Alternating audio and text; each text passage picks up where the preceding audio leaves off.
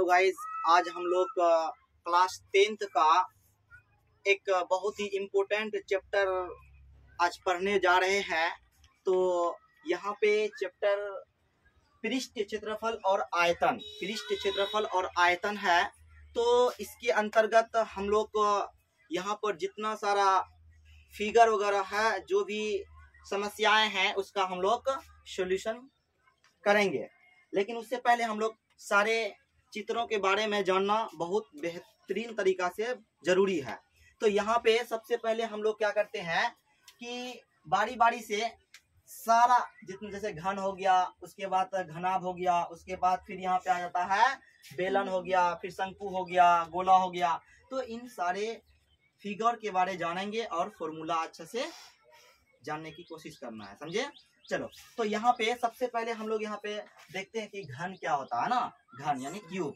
तो घन क्या होता है, कहता है 6 वर्गाकार सतहों के मिलने से, क्या करा, 6 वर्गाकार, क्या करा, 6 वर्गाकार सतहों के मिलने से बने आकृति को घन कहते हैं। यानी 6 गो फलक आपस में जब मिलेगा तो वो क्या बनेगा, घन बनेगा। और कहा है कि वर्गाकार बोला है, मतलब सब भुजा आपस में बराबर होगा। तो यहाँ पे कह रहा है 6 वर्गाकार सतहों के मिलने से बने आकृति को घन कहते हैं। हम लोग लूडो खेलते हैं तो जो पासा होता है उसको हम लोग घन का एक उदाहरण ले सकते हैं, वो घन ही है, समझे। तो यहाँ पर घन का चित्र देखिए। तो यहाँ पे क्या करा, ये घन है। जैसे ये वर्ग हुआ, एक गो, ये भी 2, 3, 4, एक 5, एक ऊपर 6। तो यहाँ पर 6 वर्गाकार फलकों को जब मिलाते हैं तो वह घन का निर्माण होता है। क्या होता है, घन का निर्माण होता है। घन समझ में आ गया। जैसे फिर आगे कहता है यहाँ पे घन का कुछ गुण होते हैं। क्या गुण होते हैं, यहाँ कहता है घन में 6 वर्गाकार फलक या सतह होता है। सही बात है, क्योंकि इसमें 6 गो वर्गाकार फलक होते हैं, ये याद रखना पड़ेगा। फिर कहता है घन में 8 शीर्ष होते हैं। कितना शीर्ष होते हैं, 8 शीर्ष। 8 गो शीर्ष है कि नहीं है, 8 गो शीर्ष है। गिनो, जैसे 1, 2, 3, 4, उसके 5, 6, 7, 8, है ना। फिर यहाँ पे 8 गो शीर्ष होते हैं। कितना, 8 गो शीर्ष होते हैं। फिर आगे कहता है कि घन में 12 किनारा होता है। घन में 12 किनारा होता है। 4, 4, 8, 4, 12 तो किनारा होता है। फिर आगे कहता है घन में सभी भुजा आपस में क्या होता है, बराबर होता है। क्यों घन में आपस में सारी भुजा बराबर होते हैं, क्योंकि वर्ग है, वर्ग का प्रत्येक भुजा आपस में बराबर होती है, इसलिए घन का प्रत्येक भुजा भी क्या होगा, बराबर होगा। तो अब यहाँ पे हम लोग इसका फॉर्मूला याद करना चाह रहे हैं। देखो यहाँ पर फॉर्मूला क्या है, तो घन का कुल पृष्ठ क्षेत्रफल। तो एक चीज समझ जाओ कि टोटल सरफेस एरिया क्या होता है। टोटल सरफेस एरिया का मतलब जितना भी उसका फलक है, समझे, उसका एरिया निकालेंगे। क्या निकालेंगे, उसका एरिया। कुछ भी नहीं छोड़ेंगे, कुछ भी नहीं छोड़ेंगे, है ना। तो यहाँ पे करा घन का कुल पृष्ठ क्षेत्रफल। कुल पृष्ठ क्षेत्रफल का मतलब टोटल सरफेस एरिया निकाल रहे हैं। 6 फलक है, 6 गुना भुजा स्क्वायर, क्योंकि अभी हम लोग पढ़े हैं वर्ग का भुजा, वर्ग का क्षेत्रफल निकाल भुजा स्क्वायर होता है। तो 6 गो फलक है तो 6 से गुना कर देंगे, तो 6 गुना भुजा स्क्वायर। यानी अगर हम लोग बोलेंगे घन का कुल पृष्ठ क्षेत्रफल यानी TSA निकालना है, टोटल सरफेस एरिया निकालना है, तो 6 गुना भुजा स्क्वायर आएगा। फिर घन का वक्र पृष्ठ क्षेत्रफल। वक्र मतलब क्या कहता है कि जो भाग सोया हुआ है और ऊपर है उसको छोड़ करके, है ना, वक्र वाला भाग को लेने के लिए करा। यानी इसका अगर CSA सरफेस क्या वक्र है ना, कर्व सरफेस एरिया कहता, कर्व सरफेस एरिया 4 गुना भुजा, क्योंकि 4 ही भुजा लेते हैं, 4 तो फलक का ही क्षेत्रफल निकालते हैं, तो 4 गुना भुजा स्क्वायर हो जाएगा। फिर घन का आयतन। आयतन का मतलब कि उसमें कितना मटेरियल है, कितना मिट्टी का बना है, कितना चांदी का बना है, कितना लोहा का बना है वो, या उसमें कितना जगह है ना, वो इसी के बारे में बोलते हैं आयतन। तो यहाँ पे वॉल्यूम हो जाएगा भुजा क्यूब। इसका वॉल्यूम क्या होगा, भुजा क्यूब। तो अब यहाँ पर अगर आयतन दे दे तो उसका भुजा निकालना चाहेंगे तो क्या होगा, रूट अंडर आयतन श्रेणी कितना जाएगा, 3 हो जाएगा, श्रेणी 3 हो जाएगा। इसी से बना है, यहाँ से ये निकला है, यहाँ पे भुजा निकाले, इसको इधर भेज दिए तो यहाँ वॉल्यूम आयतन, आयतन पर आकर क्या हो गया, रूट श्रेणी 3 आ जाता है, समझे। तो इस तरह से घन का भुजा क्या निकले, रूट अंडर श्रेणी 3 आयतन। तो अब यहाँ पर हम लोग चित्र देख रहे हैं, ये भी घन है, ये भी घन है, ये भी घन है। तो यहाँ पर देखो 6 फलक है, तो 6 फलकों में से जितना मटेरियल का बना है, जैसे कि मान लो चांदी का बनाएंगे घन के आकार का कोई वस्तु, है ना, बना रहे हैं। मान लो लूडो खेलने जाते हैं, तो वो जब लूडो खेल रहे हैं तो उसको जब हम घुमाते हैं तो मान लो यही तो है, तो कितना प्लास्टिक का मटेरियल कितना लगा है, कितना मटेरियल से बना है, उसी को हम लोग आयतन, ये वॉल्यूम कहते हैं। क्या कहते हैं? वॉल्यूम। तो यहाँ पर जितना पदार्थ का बना है उसी को आयतन कहते हैं। जितना जगह इसमें ले रहा है ना उसको क्या बोलेंगे? वॉल्यूम बोलेंगे। फिर यहाँ पर देखो CSA कर्व सरफेस एरिया, यानी इतना ये वाला भाग और ये वाला नीचे वाला और ऊपर वाला, इसको और इसको छोड़ दिया गया है। तो यह 4 ही फलकों का क्षेत्रफल निकालेंगे कर्व सरफेस एरिया में। तो इसका यहाँ पर क्षेत्रफल 4 गुना भुजा इसको रहता है। फिर यहाँ पर टोटल सरफेस एरिया, यानी 100 फलकों का क्षेत्रफल निकाला गया है। तो इस तरह से हम लोग यहाँ पे घन का जो भी समस्या था, घन का टोटल क्लियर हो गया। और इसको हमेशा याद रखना पड़ेगा, क्योंकि अभी सवाल आने वाले हैं, सारे संबंध उसमें यूज होगा, है ना, इसीलिए। तो अब यहाँ पर आते हैं घनाभ में। अब क्या आते हैं? घन तो कर लिए, अब घनाभ में आते हैं। सेम टू सेम उसी तरह से है, बशर्ते थोड़ा सा अंतर है कि वहाँ भुजा आपस में बराबर होते थे, यहाँ आपस में भुजा बराबर नहीं होगा। यानी वहाँ वर्ग था, यहाँ आयत होगा। क्या होगा? वहाँ वर्ग था, यहाँ आयत होगा। बस यहाँ पर यही अंतर है। देखो घनाभ यानी अब करा 6 आयताकार फलकों के मिलने से बने आकृति को घनाभ कहते हैं। 6 आयताकार, यहाँ वर्गाकार लिया था, यहाँ पे आयताकार लेंगे। तो यहाँ पे देखो अच्छा ये कंडीशन देखो कितना अच्छा, आयताकार, वहाँ क्या बोला है? वर्गाकार। तो ये चीज समझना पड़ेगा, यहाँ पर वर्गाकार बोला है। तो फलकों के मिलने से, कथा आयताकार फलकों के मिलने से बने आकृति को घनाभ कहते हैं। क्या कहते हैं? घनाभ कहते हैं। जैसे हम लोग किताब घनाभ के आकार का होता है, डेस्टर, ईंट, बक्सा इत्यादि घनाभ के आकार का होता है, समझे। जैसे हम लोग किताब लेते हैं तो वो भी क्या घनाभ के आकार, उसमें क्या था? लंबाई, चौड़ाई, ऊंचाई, तीनों चीज होता है। इसमें भी यहाँ पर जो लंबाई, चौड़ाई, ऊंचाई सब चीज है, तो यहाँ पर लेकिन लंबाई, चौड़ाई, ऊंचाई के आपस में सब बराबर होते हैं। कहते हैं बराबर होते हैं। तो इसी तरह से यहाँ पर भी वही चीज है, यहाँ पर सब आपस में बराबर नहीं होते हैं। तो यहाँ पे लंबाई, चौड़ाई और ऊंचाई अलग अलग होते हैं, क्योंकि आयत है इस तरह से। तो अब फिर कहता है कि घनाभ के गुण, घनाभ का क्या क्या गुण है उसको जानने की कोशिश करते हैं। देखो पहला इसका गुण कहता है घनाभ में 6 आयताकार फलक या सतह होता है। सही बात है, वहाँ भी 6 होता है, यहाँ भी 6 होता है। फिर का घनाभ में 8 शीर्ष होता है। सही बात है, क्योंकि वहाँ पे भी 6 होता है, ये वहाँ पे भी 8 है, यहाँ पे भी 8 है। फिर कहता है घनाभ में 12 किनारा होता है। सही बात है। फिर घनाभ में लंबाई, यानी लंबाई को L बोलते हैं, चौड़ाई को B बोलते हैं और ऊंचाई को H द्वारा सूचित किया जाता है। ये होता है, लंबाई होता है, चौड़ाई होता है और ऊंचाई होता है। यानी घनाभ में लंबाई, चौड़ाई और ऊंचाई होता है, समझे, इस तरह से। लेकिन घन में क्या होता है? सिर्फ भुजा होता है, सब भुजा आपस में बराबर, लंबाई, चौड़ाई और ऊंचाई आपस में बराबर होते हैं, डायरेक्ट उसको भुजा ही बोल देते हैं, समझे।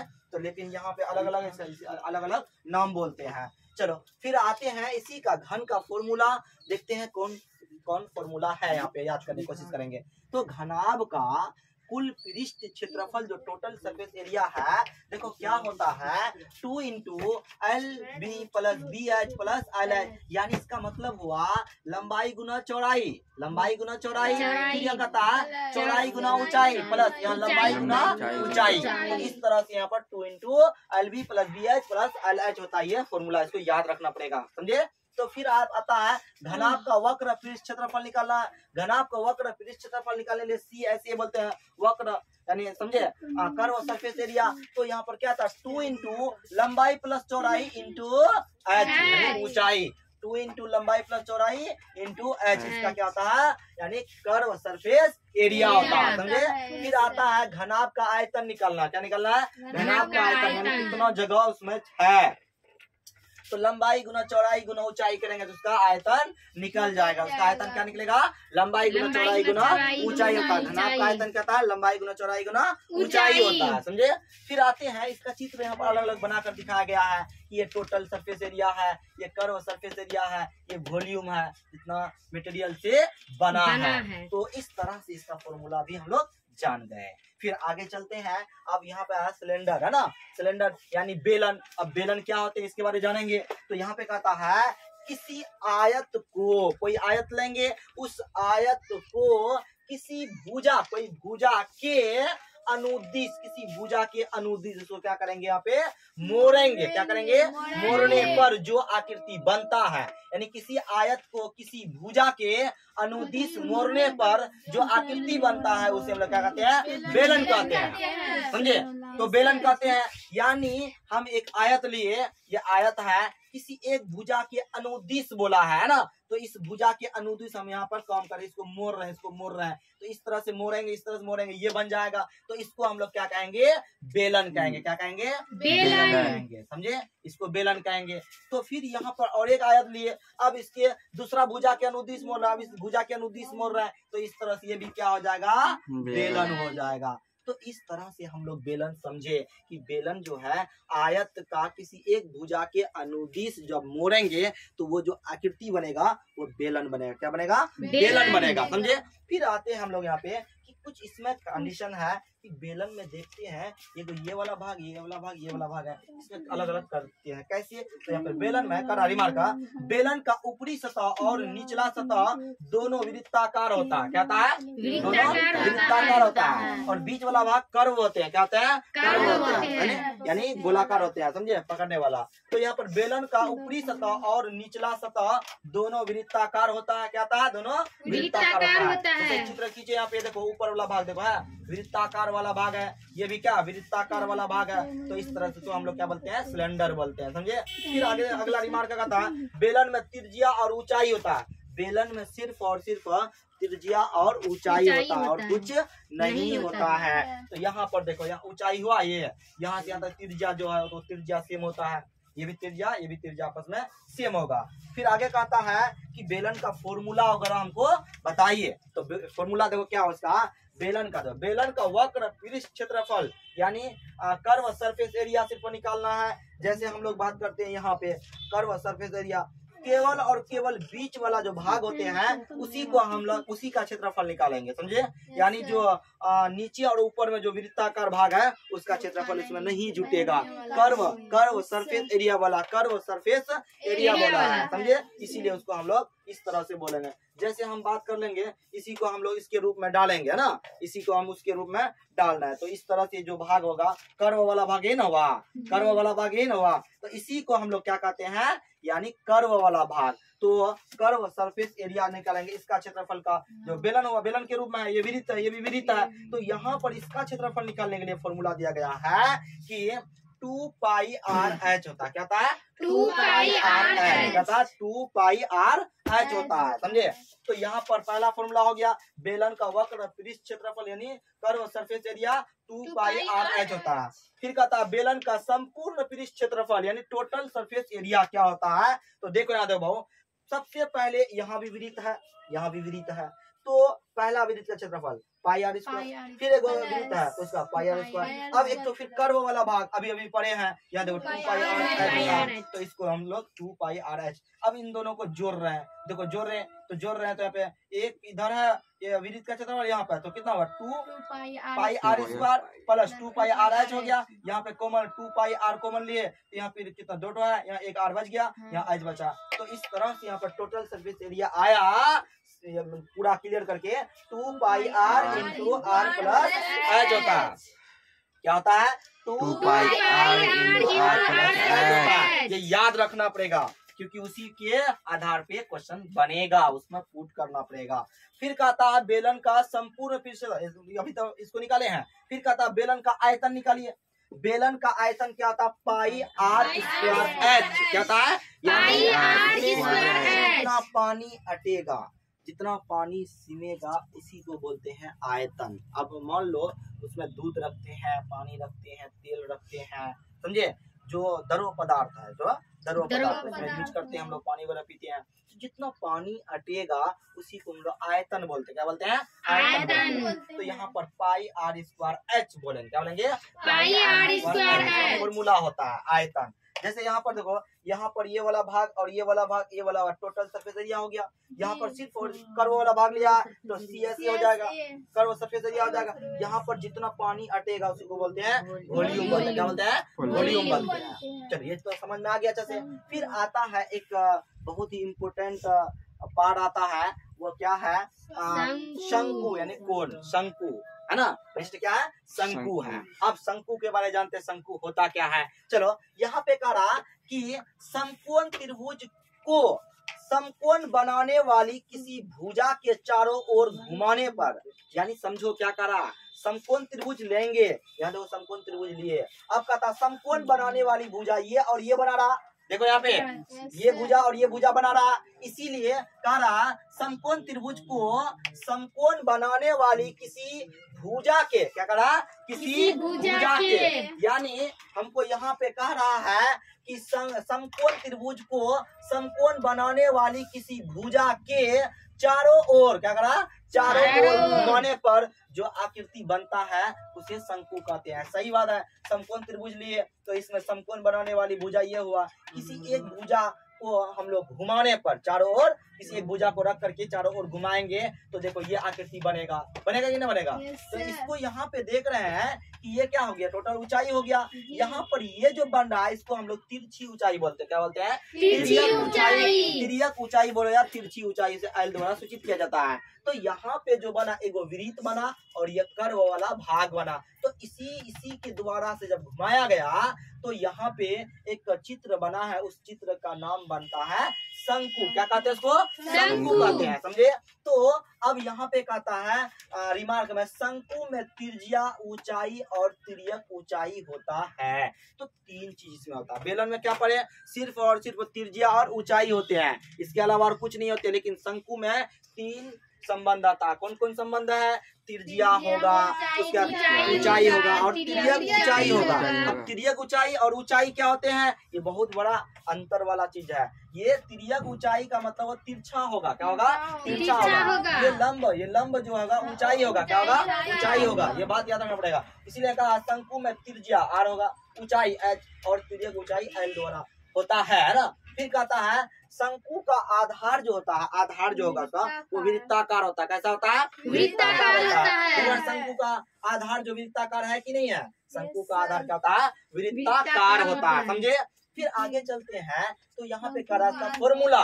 इसका फॉर्मूला क्या है, शंकु का वक्र पृष्ठ क्षेत्रफल होता है पाई आर एल, क्या था, पाई आर एल। शंकु का कर्व सरफेस एरिया सिर्फ आएगा, सिर्फ कौन वाला भाग ले जो गोलाकार होते हैं, है ना। जैसे हम लोग जोकर का टोपी देखे हैं, तो बर्थडे वाला जो टोपी होते हैं वो सारे टोपी जो होते हैं जब लगाते हैं तो ऊपर में कोन के जैसा बना हुआ रहता है, उसी कोन के जैसा जो बना रहता है उसी का हम लोग क्षेत्रफल निकाल रहे हैं। तो सिर्फ और सिर्फ हम लोग इसका फॉर्मूला आएगा पाई आर एल। इसका नहीं निकालना है क्योंकि सिर्फ इसी का निकालना है, समझे। चारों तरफ पकड़ेंगे उसी का काम कर रहा है, समझे। इसका इसमें ऐड नहीं होगा। तो शंकु का वक्र पृष्ठ क्षेत्रफल क्या हो गया, पाई आर एल, याद रखना है। शंकु का संपूर्ण पृष्ठ क्षेत्रफल क्या होता है, टोटल सरफेस एरिया।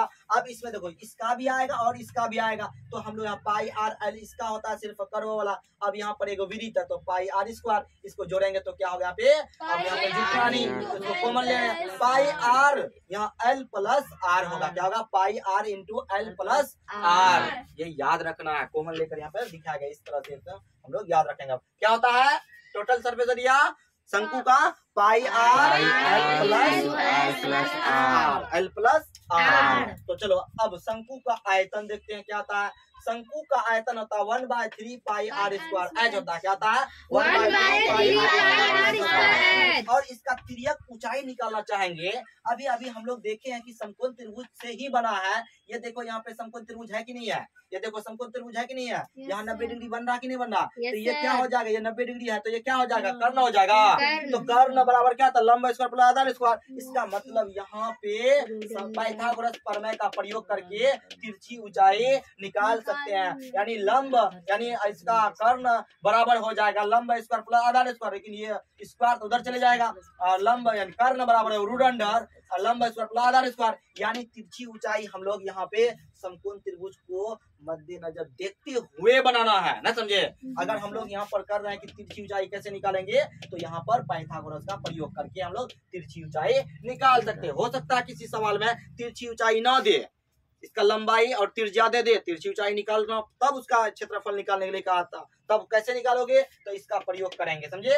जैसे यहाँ पर हम लोग 3 चित्र खींचे हैं, इसको टोटल सरफेस एरिया बोलते हैं, इसको कर्व सरफेस एरिया बोलते हैं। इसको गोली गोली जगह छेक रहा है ना, जितना मटेरियल इसमें अटेगा उसी को बोल रहा है। अब आता है एगो बहुत ही अच्छा गोला का नाम सुने होंगे तुम लोग। गोला बहुत ही अच्छा चीज है। अब देखो यहाँ पे गोला स्पेयर है ना, कहता है गोला क्या है, सुनो अच्छे से। कहता किसी वृत्त को क्या करा, किसी वृत्त को व्यास के, किसी वृत्त में व्यास होते हैं, वृत्त में व्यास होते हैं। कहता है किसी वृत्त को व्यास के परितः, व्यास को देखते हुए है ना, व्यास के परितः घुमाने पर, घुमाने पर जो आकृति बनता है उसे गोला कहते हैं। जैसे मान लो इसके नजर पे हम ऐसे घुमा दिए, फिर ये तो व्यास के ऐसे घुमा दिए, तो देखो यहाँ पर बन रहा कि नहीं बन रहा, ये गोला। ये जैसे फुटबॉल क्या है, गोला है, उसकी जगह है ना इस तरह से, यहाँ पे उसको गोला बोलेंगे। ये वृत्त अलग होते हैं, वृत्त अलग होते हैं, गोला अलग होते हैं, लेकिन इसके व्यास के परितः बनाया गया, समझे। तो इस तरह से यहाँ पे क्या हो गया, गोला हो गया। क्या हो गया, गोला हो गया। जैसे बॉल जिसको बोलते हैं गेंद है ना, और फिर फुटबॉल हो गया, ये सारी चीज क्या है, यानी गोला है। क्या है, गोला है। तो इसका क्या कहता है, गोला में सिर्फ और सिर्फ त्रिज्या होता है, कुछ नहीं होता। देखो ना, गोला में सिर्फ त्रिज्या होता है, कहता है त्रिज्या होता है। तो कहता है फॉर्मूला इसका क्या होता है, गोला का वक्र पृष्ठ क्षेत्रफल यानी कर्व सरफेस एरिया जो था 4πr²। यानी अब सुन लो कि गोला का टोटल सरफेस एरिया और कर्व सरफेस एरिया दोनों आपस में बराबर होते हैं, और दोनों का फॉर्मूला क्या था, 4πr² होता है, समझे। तो इस तरह से यहाँ पे टोटल सरफेस एरिया और कर्व सरफेस एरिया दोनों आपस में बराबर होते हैं, तो उसका 4πr², इसका भी 4πr²। अब गोला का आयतन की बात करते हैं, तो यहाँ पर आयतन हो जाएगा 4/3πr³ होता है, 4/3πr³ होता है, समझे। तो इसी तरह से हम लोगों को यहाँ पर जितने भी समस्या था, फॉर्मूला वगैरह जानने की बात कर रहे थे, तो हम लोग अब लगता है कि इसकी जानकारी पूर्ण रूप से हम लोग कर चुके हैं। अब अगर कोई सवाल आता है, बेहतरीन तरीका से कर सकते हैं। चलो, तो अब यहाँ पे अगला नेक्स्ट चलो, अब फिर हम लोग यहाँ पे गोला के बाद आता है अर्धगोला। तो अर्धगोला क्या होते हैं, इसके बारे में जानेंगे। कहता है कि गोला को 2 बराबर भागों में बांटने पर जो आकृति प्राप्त होता है उसे अर्धगोला कहते हैं। क्या कहते हैं, अर्धगोला कहते हैं। कटोरा हो गया, चश्मा गोला, साबुन हो गया, वो उसी आधार पे होते हैं ना, वैसा लगता है इसलिए। तो यहाँ पर ये इसका एग्जांपल हो गया। जैसे देखो यहाँ पे कटोरा इसी तरह से होते हैं, कटोरा इसी तरह से, चश्मा गोला, साबुन इसी तरह से होते हैं। तो ये क्या, अर्धगोला हो गया। गोला को 2 बराबर भागों में बांटा। जैसे फुटबॉल है, उसको 20 से काट देंगे। जैसे हम लोग खाते हैं नींबू वगैरह, बड़ा नींबू जो होते हैं उसको भी 2 बराबर भागों में बांटेंगे, वो भी उसी आधार पे होगा। नारियल वगैरह को 20 से काट देते हैं तो उसी तरह होगा। तो यहाँ पे अब इसके बारे में हम लोग फॉर्मूला जानना चाहते हैं कि अर्धगोला का फॉर्मूला क्या होते हैं। बस हम लोग गोला का आधा करते जाएंगे, उसका क्षेत्रफल यानी आते जाएगा, फॉर्मूला बनेगा। जैसे हम लोग करते हैं अर्धगोला का CSE है, टोटल सरफेस एरिया, वही सेम टू सेम हम लोग काम करेंगे। यहाँ गोला में टोटल सरफेस एरिया और कर्व सरफेस एरिया बराबर होता है, लेकिन अर्धगोला में ये बराबर नहीं होता है। यहाँ एक पार्ट और जुड़ता है। तो कर्व सरफेस एरिया जो होगा अर्धगोला का, वो क्या होगा, 2πr², क्योंकि गोला का होता है 4πr², इसका आधा करेंगे तो 2πr² हो जाएगा। अब अर्धगोला का यानी अर्धगोला का टोटल सरफेस एरिया निकालना चाहेंगे, तो इसमें एक वृत्ताकार वाला पार्ट आता है। जैसे कि ये वाला पार्ट ले लेंगे, यहाँ पे देखो है, यहाँ पर ये कर्व सरफेस एरिया हो गया। अब इसका टोटल निकालना चाहेंगे तो ये वाला भाग भी लेंगे और ये वाला भी भाग लेंगे, वृत्त वाला। तो यहाँ पर होगा 2πr² प्लस πr², वृत्त को भी जोड़ेंगे क्षेत्रफल, तो क्या होगा, 3πr² हो जाएगा। क्या आ जाएगा, अर्धगोला का यानी अर्धगोला का यानी टोटल सरफेस एरिया निकालेंगे तो 3πr² होगा। फिर इसका अर्धगोला का आयतन करेंगे तो यहाँ पर हो जाएगा 2/3πr³, यानी जो गोला का उसका आधा कर दिए। जैसे उसका है 4/3, तो यहाँ पर 4/3πr³ क्या था, क्यूब था, यहाँ पे बन गया। इधर देखो, यहाँ पे कहाँ मिटा दिया, अच्छा वो चले गया। तो उसी तरह से यहाँ पे अर्धगोला का आयतन हो जाए 2/3 पाई r क्यूब हो जाएगा। तो इस तरह से यहाँ पे चित्र देखो, ये सी ऐसे हो गया, ये टोटल सरफेस एरिया, ये वॉल्यूम हो गया। तो इस तरह से हम लोग यहाँ पर जितने भी फॉर्मूला और जो आकृति के बारे में नहीं जानते थे, इन सारे समस्याओं का हल कर चुके हैं। अब आता है सवाल जो हम लोगों को बनाना है। चलो